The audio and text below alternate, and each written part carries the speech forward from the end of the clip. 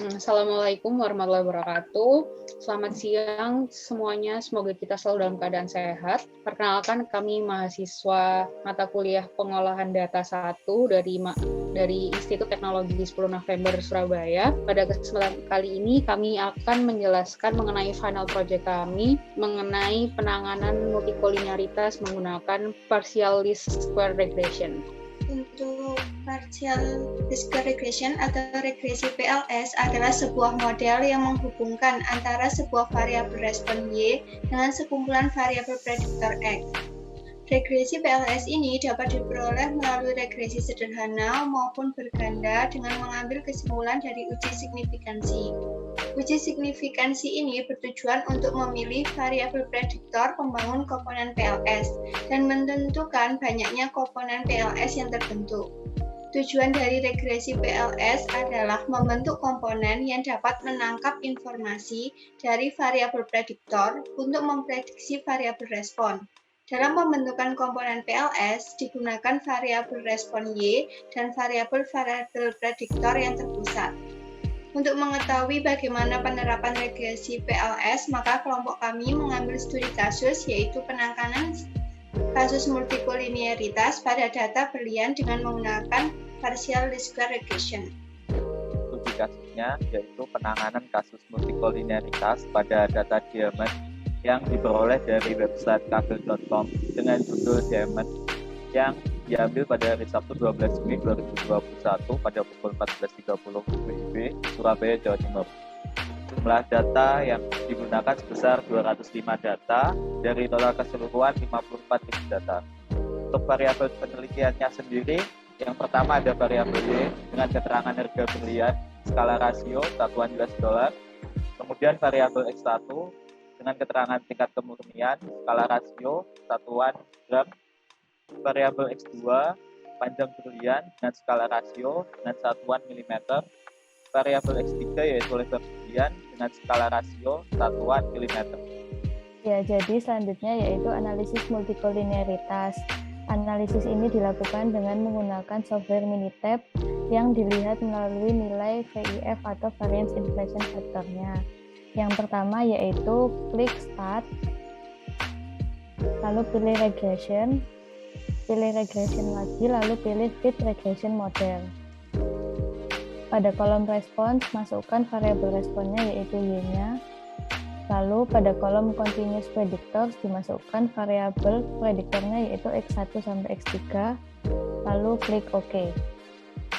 Dari hasil analisis ini diketahui nilai VIF pada variabel X1 yaitu tingkat kemurniannya sebesar 16,86.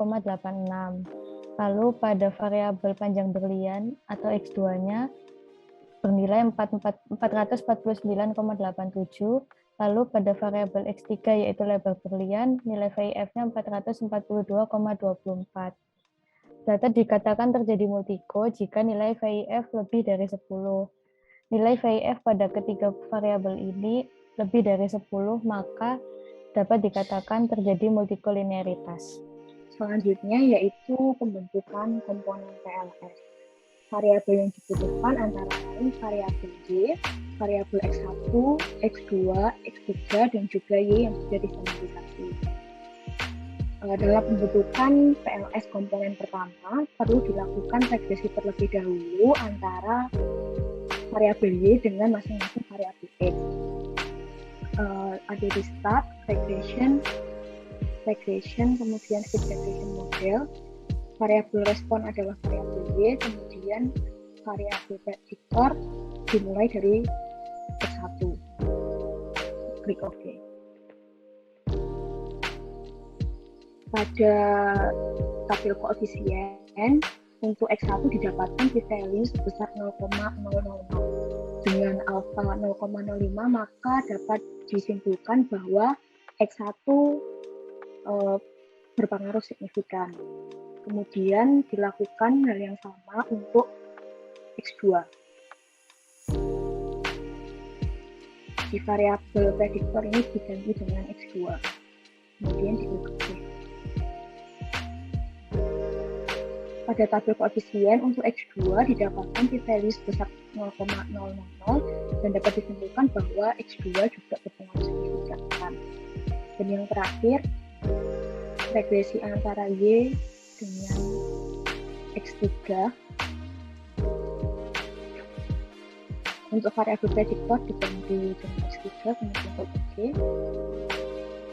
Di tabel koefisien didapatkan p-value X3 sebesar 0,00 dan disimpulkan bahwa X3 juga berpengaruh signifikan.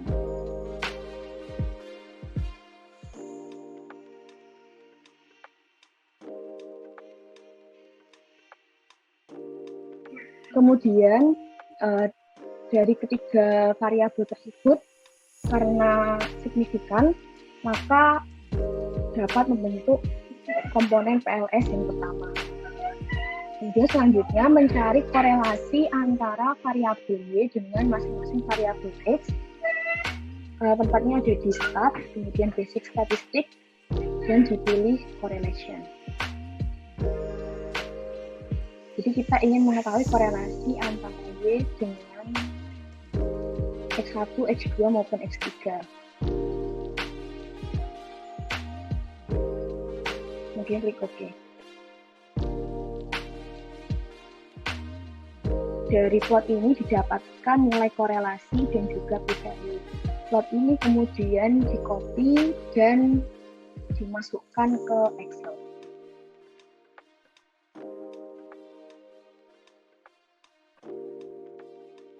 Sek guys. Ternyata Excel-nya nggak habis itu.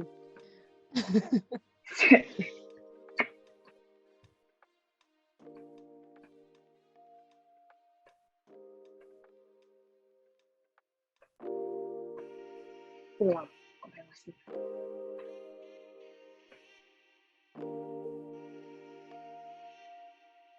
Selanjutnya yaitu mencari korelasi antara variabel Y dengan masing-masing variabel X. Tempatnya ada di stat, basic statistik, dan correlation. Masukkan variabel Y sampai variabel X3. Kemudian klik OK.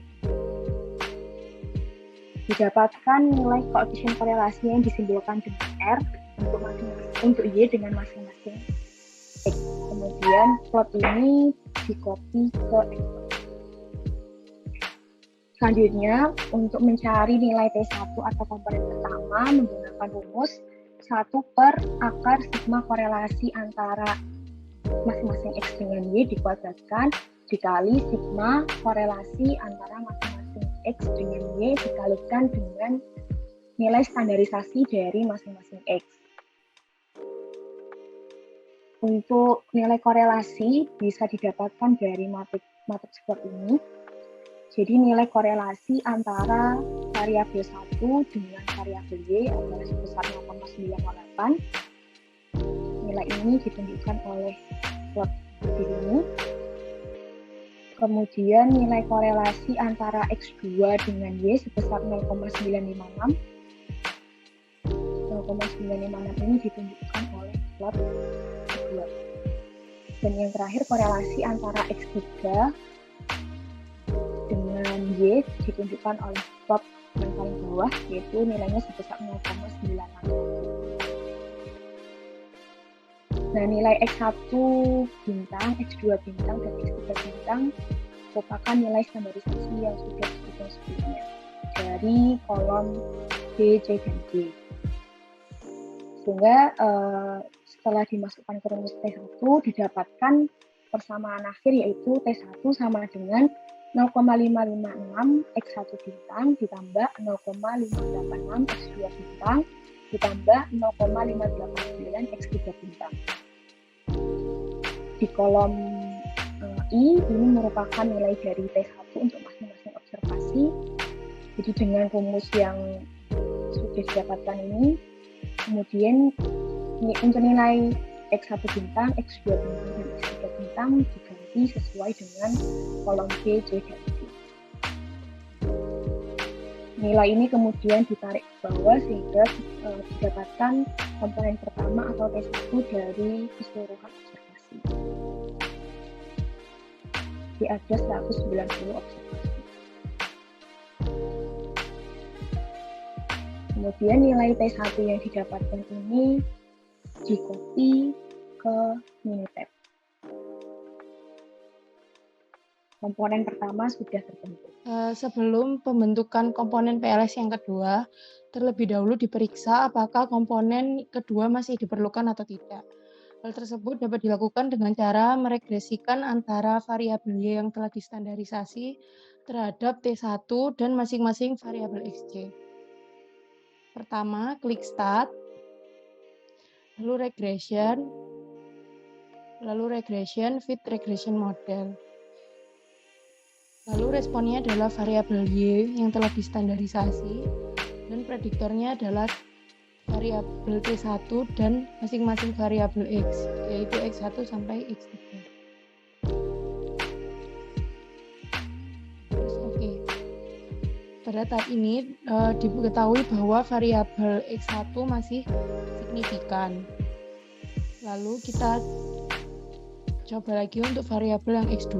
Pertama klik Start, lalu regression, fit regression model, lalu diganti X2. Variabel X2 juga masih signifikan. Lalu kita kembali cek pada variabel X3.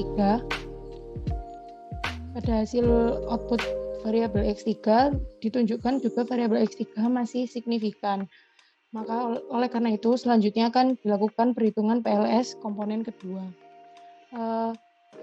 Untuk mencari komponen PLS kedua, mencari regresi dari masing-masing variabel XJ terhadap komponen T1. Yang pertama caranya adalah Start, lalu regression, lalu fit regression model. Di sini yang sebagai respon adalah variabel X1 dan prediktornya adalah variabel T1. Lalu pada storage dicentang residual dan standarisasi residual. Lalu klik OK dan klik OK. Hal tersebut juga dilakukan pada variabel X2 dan X3. Caranya masih tetap sama seperti variabel X1, yaitu start regression, fit regression model. Responnya diganti X2 dan prediktornya masih tetap X1. Lalu klik OK. Lalu pada variabel X3, setelah itu untuk perhitungan komponen PLS, kita perlu mencari nilai korelasi antara variabel Y dengan hasil residual antara masing-masing variabel X tadi dengan T1, yaitu yang ditunjukkan pada kolom C8, C10, dan C12. Cara mengkorelasikannya adalah klik Start, lalu Basic Start, lalu Correlation, mana variabel Y, lalu residual dari masing-masing hasil tadi. Lalu klik OK. Nah, setelah itu dari hasil output korelasi ini kita pindahkan ke dalam Excel untuk dilakukan perhitungan komponen T2. Dari hasil korelasi dapat dilihat bahwa korelasi antara variabel Y dengan residual yang pertama sebesar min 0,166. Sedangkan variabel Y dengan residual yang kedua yaitu 0,127 dan Y dengan residual yang ketiga adalah 0,190. Lalu dari nilai korelasi tersebut kita masukkan ke dalam persamaan, di mana T2 dengan rumus sebagai berikut, dan dihasilkan persamaan T2 sama dengan minus 0,166 X11 bintang plus 0,127 X12 bintang plus 0,190 X13 bintang dibagi akar dari minus 0,166 kuadrat plus 0,127 kuadrat plus 0,190 kuadrat, di mana X11 bintang, X12 bintang, dan X13 bintang adalah nilai residual yang telah distandarisasi seperti pada kolom ABG. Lalu setelah dihasilkan perhitungan, maka dihasilkan persamaan yang paling terakhir yaitu T2 sama dengan minus 0,587 X1 1 bintang plus 0,449 X1 2 bintang plus 0,673 X1 3 bintang. Lalu dari persamaan tersebut kita tinggal mengkalikan sesuai dengan rumus, yaitu min 0,587 dikali dengan A10, di mana A10 ini adalah nilai residual yang telah distandarisasi tadi, yaitu min 3,04. Lalu kita drag sampai bawah, sampai pada observasi ke 190. Setelah komponen T2 terbentuk, lalu dapat kita copy hasilnya ke Minitab untuk perhitungan komponen PLS yang ketiga. Dilanjutkan dengan membentuk komponen PLS ketiga, yaitu terlebih dahulu diperiksa apakah komponen ketiga ini masih diperlukan, yaitu dengan cara meregresikan Y terhadap T1, T2, dan masing-masing variabel X. Dengan cara yaitu klik Start, kemudian regression, kemudian fit regression model, dan pada variabel respon diisi dengan Y, pada continue predictor diisi dengan T1, T2, dan X1. Kemudian klik OK. Diperoleh p-value pada variabel X1 sebesar 0,00 yang artinya signifikan terhadap model. Kemudian dilanjutkan untuk X2 dengan cara start regression, fit regression model. Kemudian pada continue predictor diganti dengan X2. Klik OK.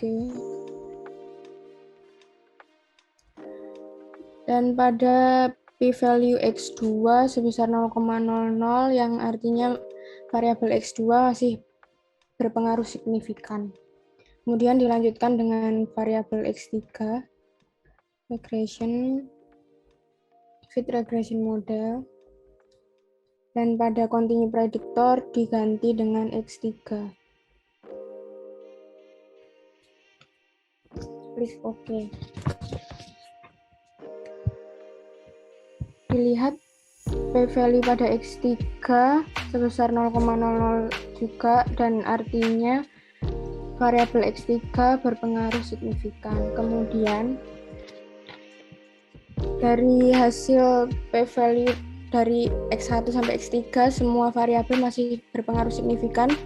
Lalu kita dapat mencari komponen PLS ketiga dengan cara meregresikan antara variabel X1 dengan variabel prediktornya yaitu T1 dan T2.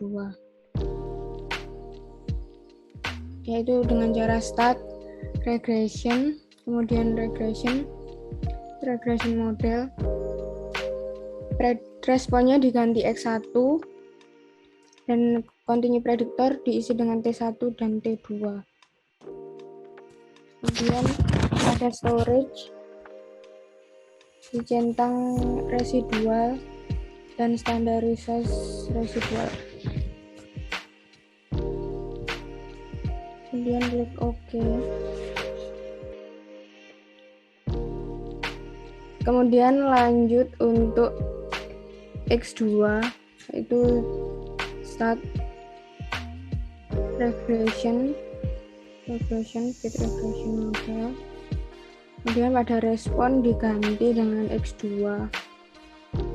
dan OK.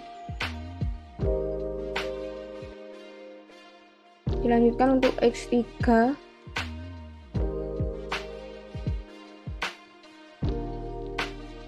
pada respon diganti X3, kemudian OK.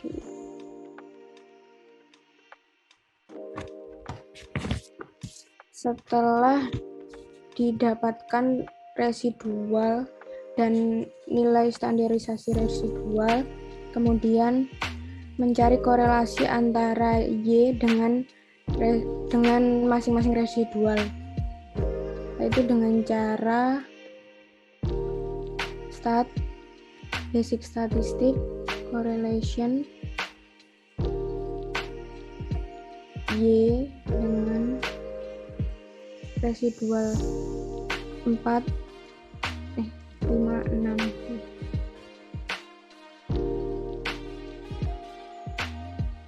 Oke.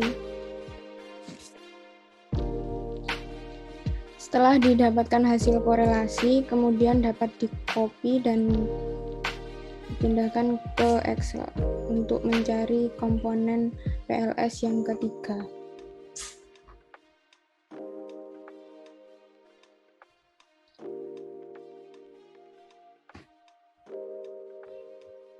Dapat diketahui korelasi antara Y dengan residual yang ketiga, yaitu sebesar R sama dengan 0,096, dan Y dengan residual keempat yaitu minus 0,102,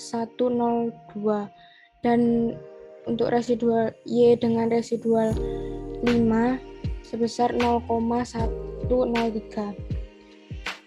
Kemudian untuk mencari PLS komponen yang ketiga dapat dilihat dengan rumus T3 sama dengan 1 per sigma dari korelasi antara Y dengan residual dari masing-masing variabel dikuadratkan dikali dengan sigma korelasi antara Y dengan residual dan residual standarisasi. Kemudian didapatkan T3 sama dengan 0,096 dari hasil korelasi tadi, korelasi yang Y dan residual ketiga ini dikali dengan X21 bintang, yaitu nilai standarisasi residual yang dapat dilihat pada kolom A, kemudian minus 0,102 dan dikali dengan X22 bintang, hasilnya dapat dilihat pada kolom B, kemudian plus 0,103 X23 bintang, yaitu nilai standarisasi residual yang dilihat pada kolom C, per akar 0,096 kuadrat plus minus 0,102 kuadrat plus 0,103 kuadrat, sehingga didapatkan persamaan sebagai berikut, yaitu T3 sama dengan 0,55 X21 bintang minus 0,590 X22 bintang plus 0,595 X23 bintang. Di sini salah ya, yang benar X23 bintang. Kemudian kita dapat mencari nilai T3-nya dengan cara dari hasil persamaan tadi dimasukkan nilai standarisasi dari masing-masing residual. Yang pertama yaitu 0,55 dikali dengan A10, yaitu nilai standarisasi residual pada X21 sebesar 2,122, dan selanjutnya sampai pada kolom C. Kemudian dapat didrag sampai ke observasi yang ke 190. Hasil dari komponen PLS ketiga ini dapat kita copy ke Minitab. Selanjutnya, untuk memperoleh komponen PLS keempat, terlebih dahulu kita periksa apakah komponen keempat ini masih diperlukan atau tidak dengan cara meregresikan Y terhadap komponen T1, T2, dan T3 dan masing-masing variabel X. Yang pertama yaitu start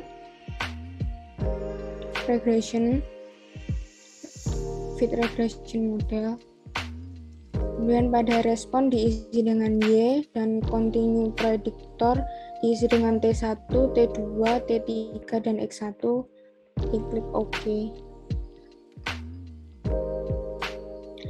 Dilihat p-value pada variabel X1 sebesar 0,288, yang artinya variabel X1 ini tidak signifikan. Kemudian dilanjutkan untuk mengecek variabel yang X2 dengan cara yang sama, regression, fit regression model. Pada continue predictor diganti X2, dan OK. Dan dilihat lagi value pada X2 sebesar 0,142, yang artinya variabel X2 ini tidak signifikan.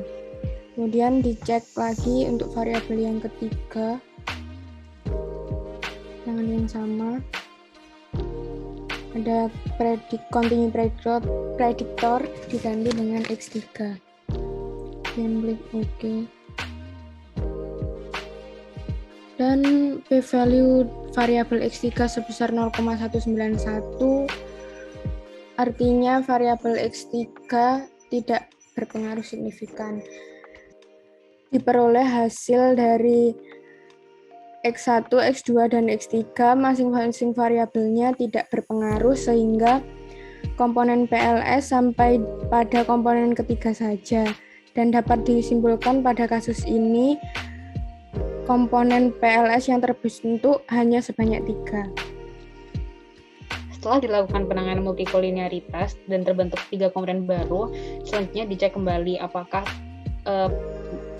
sudah teratasi dengan baik. Dapat dicek melalui nilai VIF yang terbentuk yang didapatkan dengan cara start regression, lalu pilih fit regression model dengan respon adalah Y dan continuous predictornya adalah T1, T2, dan T3. Selanjutnya OK. Nah, didapatkan nilai VIF untuk komponen T1, T2, dan T3 adalah sebesar 1 yang mengindikasikan bahwa tidak terjadinya multikolinearitas atau sudah teratasi dengan baik. Nah, setelah multikolinearitas sudah teratasi, maka dapat dilanjutkan untuk pengujian yang selanjutnya. Demikian penjelasan yang dapat kami sampaikan. Semoga membantu rekan-rekan sekalian. Mohon maaf apabila terdapat kekurangan. Terima kasih. Wassalamualaikum warahmatullahi wabarakatuh.